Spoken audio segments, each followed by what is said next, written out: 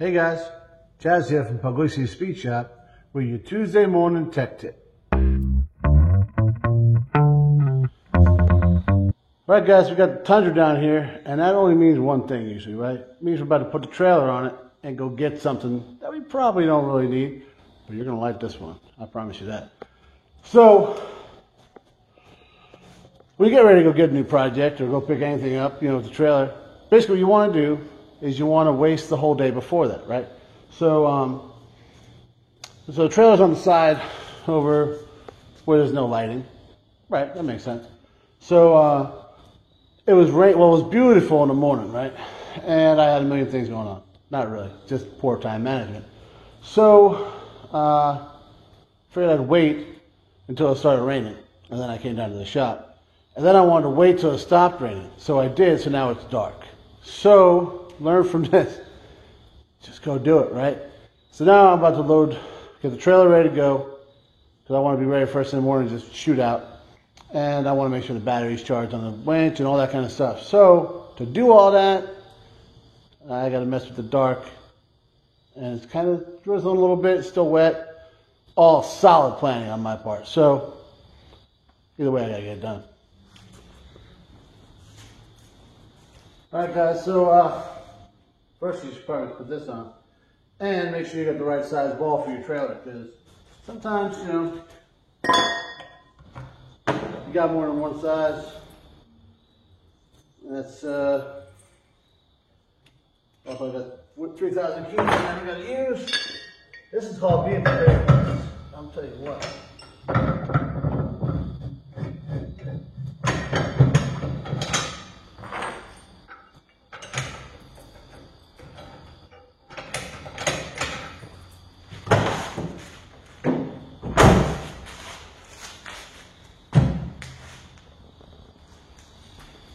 Alright, so I'll go over here, get in the truck, and go over to the place that has zero lighting, and load this trailer on. By the way, still not fixed. I can't get this thing in for another week thing. What's today? Today's what, October? Yeah. I don't know. That's like another week. Terrible. Alright guys, so yeah. Get this trailer loaded on here. So, why am I going backwards? That's what happens when you do two things at once, huh? So Jeff brought this thing over to me, I was at work still. Solid friends, I'll tell you what. Because I don't live right by everybody else. So he came over and dropped it off to me while I was at work. And I couldn't even get over here to get it loaded up. What the heck is wrong with me? So, hopefully I hit it. First of all, I hope I don't hit it at all. Let's go in the body shop. Why not? Alright, should be good. Now I need some lighting out here. I'll tell you what, guys. These backup cameras, I complain about new stuff, but look at that. I'm on. Not bad. What do we got here? How's this thing go down again? We got it. So, we'll get this thing on there and pull it over by the shop so we can charge everything up, make sure everything's a go. Alright, so we got the truck and trailer under the light so I can actually see what I'm doing, right? When we put the lighting up, I got one over here on this side by the door. Obviously it's not on. Megan said, why don't you put one over here? And I said, nah. I might be calling Corey to put one over there because this is like 3 or 4 times now I could have used it. But the old Harbor Freight flashlight right here, or whatever you work light, came in nice here. So, here we go. Obviously, you guys have seen the trailer before. We got the winch on it, 12,000 pound. It's a beast. They pulled that Dodge out of what could have easily been its final resting place. But luckily it wasn't. We got it. So, Ed's got this thing set up. It's got the big, heavy duty, what do you call them there? Tie downs. Right, Kevin? Those what are those called? Yeah, they're tie downs. This guy here.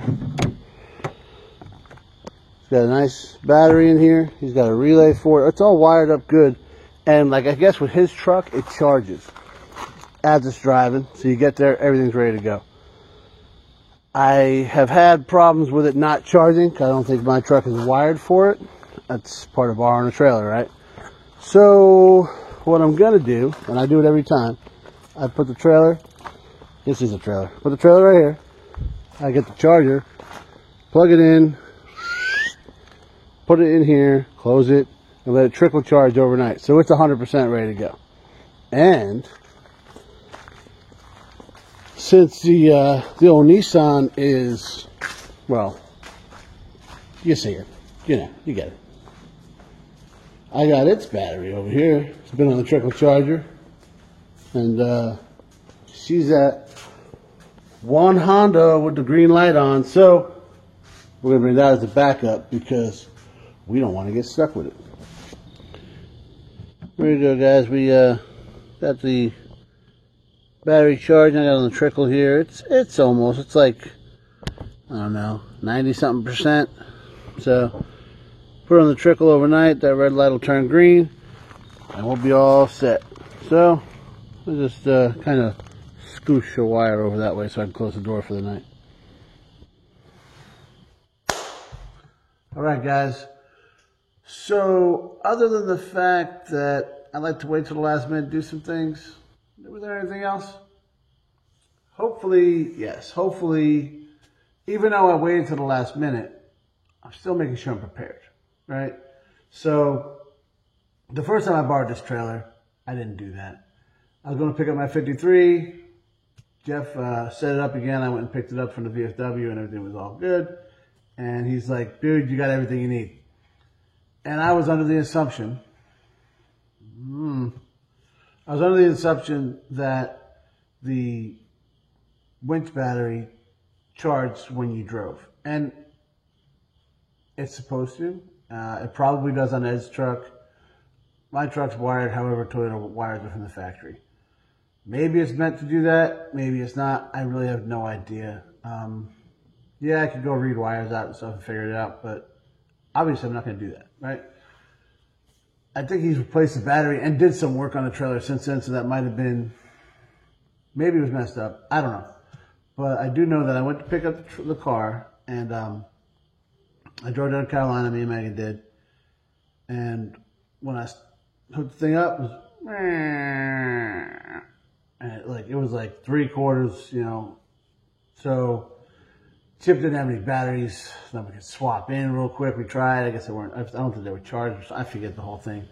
We were coming along, getting involved, and we were pushing. It was a whole thing, and not the way we wanted to spend our afternoon. I thought I was prepared, and I wasn't. This happens, right? So it's not going to happen again. So when I went to pick up that Dodge, right, the blue Dodge, next time. Now, the battery that's in it got the thing the whole way across the yard, up the thing, no problem. And that thing was buried. So, and it had flat tires and all sorts, but it did it, right? So, that's why I think something got fixed or whatever. But when I went that time, I parked the thing right like it is right now, and I charged that winch overnight, just like I'm doing right now. And it knocked it out. I brought the spare battery just in case. When we went and got the Plymouth down in Carolina, same thing. I charged it the whole night before. We drove down, and you saw where that thing came. It was like way across the yard, up out of the mud, and boom. With a wheel locked up. Got it done. And I had a battery standing by just in case. So tomorrow, we're going to pick something up. I'm not going to tell you what it is, because, well, we're going to make an episode about it. And I want you guys to come back and check out what it is. I know you're thinking, why is this guy getting another project? Just wait till you see it, you'll understand. And we've talked about it before. But we got the winch charging up, and I'm bringing the spare battery. Just makes sense, right? A few other things that you want to make sure you have that you saw in there. You saw there's a 4-way in there. So this way, if we got a flat, right, there's a spare on the side of the trailer. I got a jack in the truck. It all works universally. That's why you got a 4-way, so you got everything covered, right? Tie downs, heavy duty tie downs. You're dealing with, depending on what you're picking up, could be a good amount of weight. So, you know, your little ones that you tie a motorcycle down with, or you might have like, I don't know, you don't want to use little stuff to tie a car down. That's just not a good plan. So he's got this, you saw them, they're the thick, super heavy duty, like trucker ones. That's what you need. Better to overkill it than not have the right stuff, right? And they're super long. I mean, almost, I would say too long, but better than being too short, right? Because they work well. He's got D-rings over the trailer. He's set up. He's obviously had this thing set up for a while. You've seen me use it a bunch of times. So if you don't have some of these simple things, it can be bad, you know.